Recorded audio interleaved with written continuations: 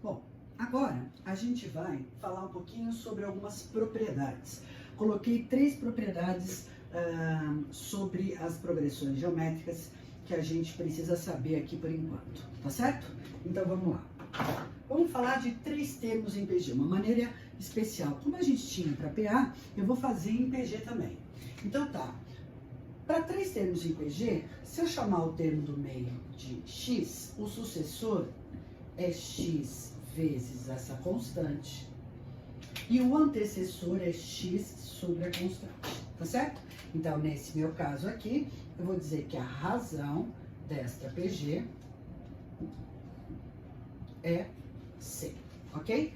E o meu C é diferente de 0, ok? Legal. Aí, eu venho para 4 termos. Em 4 termos, eu não tenho esse cara aqui no meio. Então, eu faço x vezes uma constante e x sobre a constante, ok?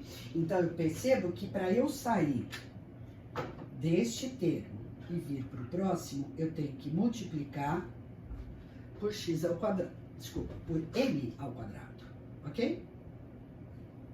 Então, m vezes m aqui vai dar x vezes m. Então, o próximo termo eu obtenho multiplicando esse antecessor por m ao quadrado. Então, é x vezes m ao cubo e para trás x sobre m ao cubo. Neste caso, a minha razão é m ao quadrado e o m é diferente de 0, ok? Então, isso para casos especiais. Ah, eu não quero escrever assim, Cláudia, eu não gosto de fazer isso aqui. Então, eu faço x vezes a razão ao quadrado, razão ao cubo e assim sucessivamente. Tá legal. Aí eu venho falar sobre as propriedades, ou das propriedades da PG. Na PA vale a média aritmética, então na PG vale a média geométrica. O que você sabe? Que se isso é uma PG, significa que se eu dividir o termo do meio pelo seu antecessor, isso tem que dar igualzinho a divisão de C por B. Ou seja, se você multiplicar em cruz aqui, ó, B ao quadrado é A vezes C. Ou seja, o termo do meio é mais ou menos a raiz quadrada do produto do antecessor pelo sucessor. O que você quer dizer com isso? Ó, 25 ao quadrado é a mesma coisa que 5 vezes 125.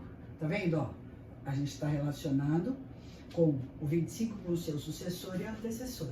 125 ao quadrado é 625 vezes 25. É só para você notar que isso é verdade.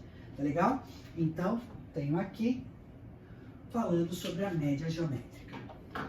Termos equidistantes dos extremos. Na PA, a soma dos equidistantes dos extremos era constante. E na PG? Na PG não é a soma, é o produto. Então, o que você tem aqui? Que A1 vezes A7 é igualzinho a A2 vezes A6, que é igual a A3 vezes A5, quando tem um cara no meio, que é igual a ele vezes ele mesmo. Num exemplo numérico, ó, 1 vezes 128 é igualzinho a 2 vezes 64, que é igualzinho a 4 vezes 32, que é igualzinho a 8 vezes 16. E aqui, ao invés de ter a soma dos N primeiros termos, eu vou falar sobre o produto. Vamos pensar junto aqui, ó. Imagine que eu quero fazer o produto desses 4 números. Como é que eu penso nisso? Igualzinho a gente pensava lá na PA. Eu faço o primeiro vezes o último, ó, 128. Quantas vezes? 1, 2, 3, 4 vezes. Elevado à quarta. Ah, eu tinha 8 termos, o meu expoente é 4. Ah, então isso significa que eu estou fazendo aqui o seguinte. Estou fazendo o A1 vezes o A8 e estou elevando a 8 sobre 2. Isso é verdade. Vamos ver aqui nesse exemplo genérico de 7 termos. Vamos imaginar que eu quero fazer o produto dos 7 termos. Como é que você faz? O primeiro vezes o último. Quantas vezes? Ó, 1, 2, 3 vezes e meio. Então, o meu expoente é 7/2. Mas o que eu quero chamar a sua atenção aqui é o seguinte. Esses produtos que eu fiz aqui, eles são todos positivos porque os termos que eu usei são positivos. Mas o sinal do resultado depende da quantidade de números positivos ou negativos que eu tenho lá na minha PG. Por exemplo, vamos imaginar que todos esses termos aqui sejam negativos.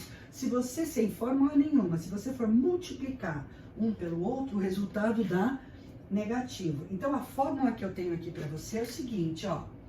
O produto dos N primeiros termos em módulo, porque é você que vai analisar as condições do problema para saber se o resultado é positivo ou negativo, é A1 vezes AN, quer dizer, o primeiro vezes o último, elevado a N/2. Você pode lembrar também, ou pode escrever isso de outra forma. N/2, quando o expoente é uma fração, significa que eu estou me referindo a raiz quadrada de A1 vezes AN elevado a N. Então, de novo, a fórmula do produto dos N primeiros termos é dada pela raiz quadrada desse cara aqui, que sempre vai ser positivo.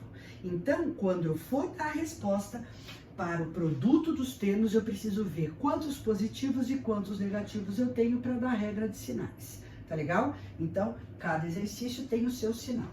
Mas, afinal de contas, isso aqui é o começo do estudo das progressões geométricas que a gente tem nesta aula, nessas aulas 29 e 30. Então, é um minutinho só, eu vou apagar tudo isso aqui para a gente fazer os exercícios de aula, tá certo? Temos exercícios para todos os gostos.